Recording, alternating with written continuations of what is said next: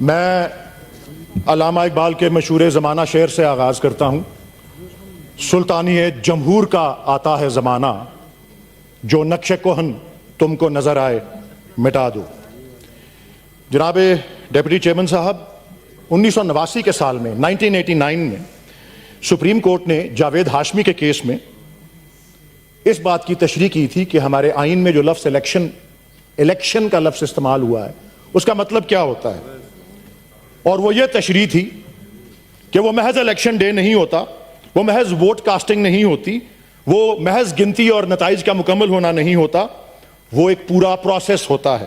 جناب چیئرمین صاحب، اس میں بہت سے مراحل ہوتے ہیں، بہت سے لنکس، بہت سی کڑیاں ہیں.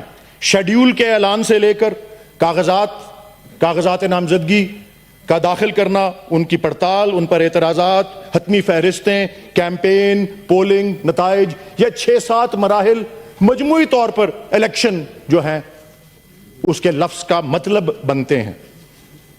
ان تمام مراحل کے دوران جس طرح سینیٹر علی ظفر صاحب بیان کر چکے ہیں، جو کچھ ہوتا رہا، کاغذات کے پھاڑنے اور چھیننے کے حوالے سے، تجویز اور تائید کنندہ کو اغوا کرنے کے حوالے سے، کیمپین کے دوران چھاپے، ایک سب سے مقبول جماعت کا انتخابی نشان اس سے چھین لینا، 8 فروری، 9 فروری، 10 فروری اور آج تک کا عمل مجھے افسوس سے کہنا پڑتا ہے اور قابل مذمت یہ بات ہے کہ اسی تسلسل کا اجرا رہا ہے. سارے کا سارا الیکشن پروسیس جو ہے وہ ٹینٹڈ رہا. سیکیورٹی کے لبادے میں cellular mobile service, internet service, mobile internet service بند کرنا، دنیا بھر میں اس کی مذمت ہوئی ہے. ہم کہتے ہیں ہمیں انویسٹمنٹ چاہیے، ہمیں بزنس چاہیے، ہمیں معیشت کی ترقی چاہیے، ہم نے پروموٹ کرنا ہے اپنے ملک کو. یہ پیغام بھیجتے ہیں ہم کہ اپنی مرضی پہ جب دل چاہے انٹرنیٹ بند کر دیا، جب دل چاہے ٹویٹر بند کر دیا، جب دل چاہے سوشل میڈیا کے پلیٹ فارم بند کر دیے. 5,96,000 سیکیورٹی اہلکار جناب چیئرمین صاحب یہ مختص کیے گئے تھے الیکشن کی سیکیورٹی کے لیے. چلیں 8 بجے سے 5 بجے تو الیکشن کا عمل تھا، لوگ گھر چلے گئے، ہجوم گھر چلے گئے، تو 6 بجے کے بعد بھی کیوں یہ بند رہا؟ یہ بتانا پڑے گا نگران حکومت کو اور الیکشن کمیشن کہ اس میں بدنیتی نہیں تھی. ثابت کرنا پڑے گا اس میں بے ایمانی نہیں تھی، اس میں بدنیتی نہیں تھی. جناب چیئرمین صاحب،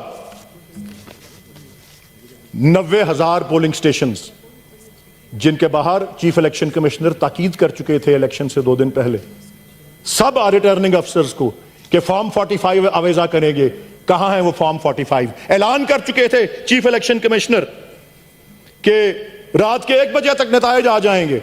مجھے فورن مبصرین، باہر کے ملکوں کے جو سفراء ہیں، ڈپلومیٹس ہیں، ان کے لیے الیکشن کمیشن میں ایک پورا ہال تھا اور ان سب کو کہا گیا تھا آج کے 8:30 9 بجے رات کے کہ جی 2 بجے تک تمام نتائج آ جائیں گے. تمام نتائج، ایک بھی نتیجہ نہیں آیا.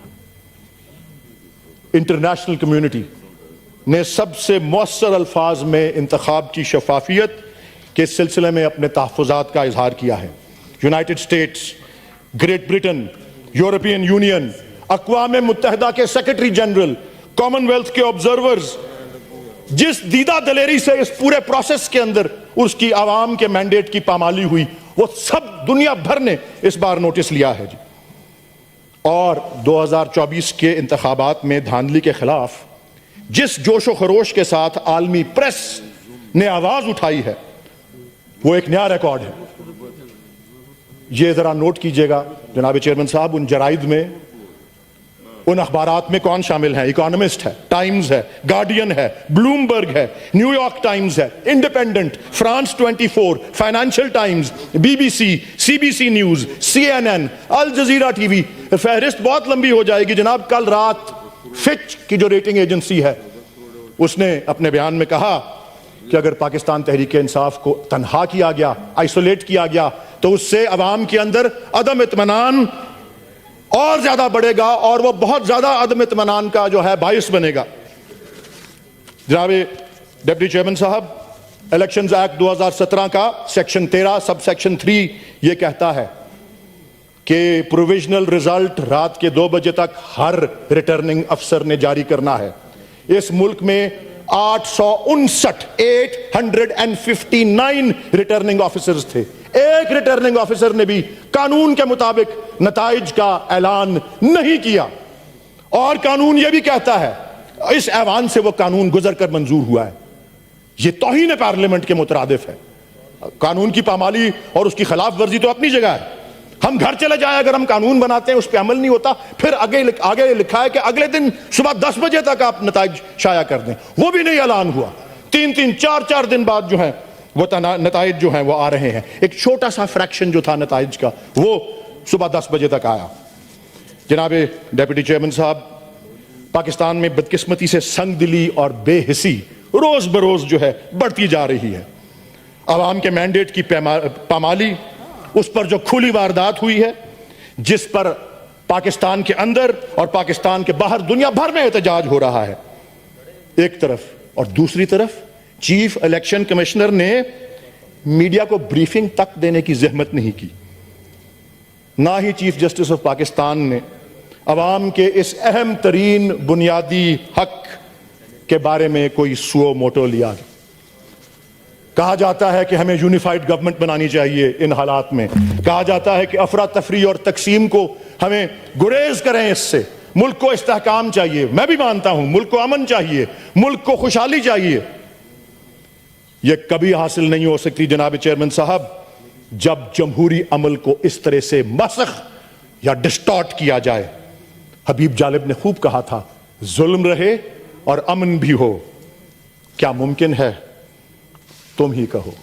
جناب ڈپٹی چیئرمین صاحب, ہر انتخاب کے بعد دھاندلی کے الزامات لگائے جاتے رہے ہیں. یہ 12واں عام انتخاب تھا. کہتے ہیں 1970 والا پہلا نسبتاً شفاف تھا, باقی 11 بشمول 2024 کے دھاندلی کے اس پر الزام لگتے رہے. مگر کسی چیف الیکشن کمشنر, کسی نگران حکومت کو آئین اور قانون کے مطابق سزا ابھی تک نہیں دی گئی. احتساب کا خوف اور قانون کا ڈر ہی ختم ہو چکا ہے. الیکشن سے ایک دن پہلے ہمارے نگران وزیر اعظم ایک بیرون ملک خبر رساں ایجنسی کو کہتے ہیں کہ میں گارنٹی نہیں کر سکتا کہ فیئر اینڈ فری الیکشن ہوگے. پھر 4 دن بعد پریس کانفرنس کرتے ہیں اور کہتے ہیں کہ عوام نے رزلٹ کو ایکسپٹ کر لیا ہے and they have moved on. تمام جرائد نے, تمام تجزیہ نگاروں نے, مبصرین نے کہا ہے کہ کس جنت کے اندر رہ رہے ہیں ہمارے نگران وزیر اعظم. کیا ان کا پیمانہ ہے فری اور فیئر الیکشن کا؟ یہ جو کچھ ہو چکا ہے اور جو کچھ میرے فاضل کولیگز کہہ چکے ہیں, میں تو یہی تنبیہ کروں گا جو کہ فیض احمد فیض مرحوم کے الفاظ میں تھی, اور اجازت لوں گا کہ ہر ایک اولو الامر کو صدا دو کہ اپنی فرط عمل سنبھالے. اٹھے گا جب جمع سرفروشاں پڑیں گے دار و رسن کے لالے, کوئی نہ ہوگا کہ جو بچا لے. جزا سزا سب یہیں پہ ہوگی, یہیں عذاب و ثواب ہوگا, یہیں سے اٹھے گا شور محشر, یہیں پہ روز حساب ہوگا. پاکستان پائندہ. تھینک یو جی. سینیٹر